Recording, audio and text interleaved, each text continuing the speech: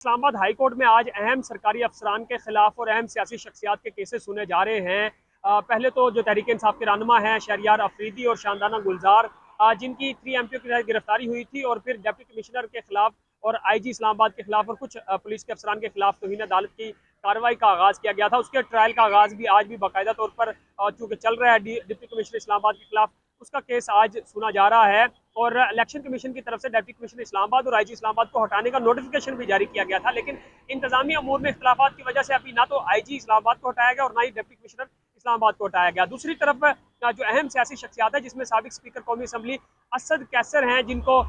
एक anti corruption का मुकदमा था सवाबी का, जिसमें उनको गिरफ्तार किया गया था और फिर